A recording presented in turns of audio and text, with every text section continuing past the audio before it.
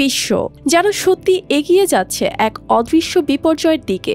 একটা সময় ছিল যখন মানুষ চিন্তিত থাকতো দুর্ভিক্ষ নিয়ে, খাবারের অভাবে প্রাণহানি ছিল বাস্তবতা। কিন্তু সময় বদলেছে, এখন খাবারের অভাব নয়, বরং অতিরিক্ত খাবারই ডেকে আনছে অকাল মৃত্যু। প্রতিদিন সকালে শহরের রাস্তাগুলোতে দেখা যায় মানুষজন, কেউ কাজে ছুটছেন, কেউ স্কুলে, কেউ আবার ব্যায়ামের জন্য দৌড়াচ্ছেন।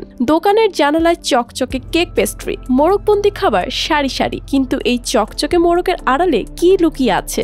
একটা আস্ত বিপর্যয়। বিশ্বে এক নীরব মহামারী ছড়িয়ে পড়ছে, স্থূলতা। কারণ গবেষণা বলছে আগামী 25 বছরের মধ্যে বিশ্বের অর্ধেকেরও বেশি প্রাপ্তবয়স্ক তরুণ এবং 1/3 শিশু স্থূলকায় হবে, মানে মোটাসোটা হয়ে যাবে।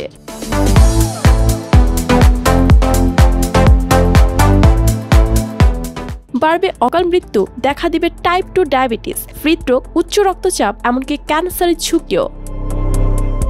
জরিপ বলছে 1990 সালে যেখানে 73 কোটি 10 লাখ প্রাপ্তবয়স্ক স্থূলতায় ভুগছিল, এখন তা পৌঁছেছে 211 কোটিতে। আগামী 25 বছর তথা 2050 সালে এই সংখ্যা দাঁড়াবে 380 কোটিতে। এর মধ্যে স্থূল ব্যক্তিদের অর্ধেকেরও বেশি বিশ্বের 8টি দেশে। চীনে 40 কোটি 20 লাখ, ভারতে 18 কোটি, যুক্তরাষ্ট্রে 17 কোটি, ব্রাজিল, রাশিয়া, মেক্সিকো, ইন্দোনেশিয়া এবং মিশর এর মধ্যে অন্যতম। শিশুদের ক্ষেত্রে অবস্থা আরও উদ্বেগজনক। বিশেষ করে লাতিন আমেরিকা, ক্যারিবীয় অঞ্চল, মধ্যপ্রাচ্য ও উত্তর আফ্রিকায় 2050 সালের মধ্যে প্রতি 3 জন শিশুর মধ্যে 1 জন হয়ে উঠবে স্থূলকায়। গবেষকরা বলছেন এর পেছনে দায়ী আধুনিক জীবনযাত্রা, প্রক্রিয়াজাত খাবার, অস্বাস্থ্যকর খাদ্যাভ্যাস, শারীরিক পরিশ্রমের অভাব, সব মিলিয়ে স্থূলতার হার বাড়ছে লাফিয়ে। আগের তুলনায় উচ্চ আয়ের দেশগুলোতেও মানুষের ওজন বাড়ছে দ্রুত। উদাহরণ হিসেবে বলা যায় 1960-এর দশকে জন্ম নেওয়া মাত্র 7% পুরুষ 25 বছর বয়সে স্থূল ছিল, যা এখন বেড়ে দাঁড়িয়েছে 25%-তে।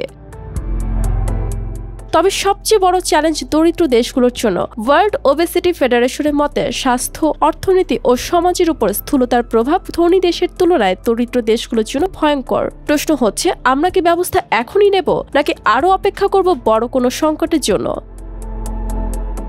লামিয়া তানজিন মাহমুদ, RTV।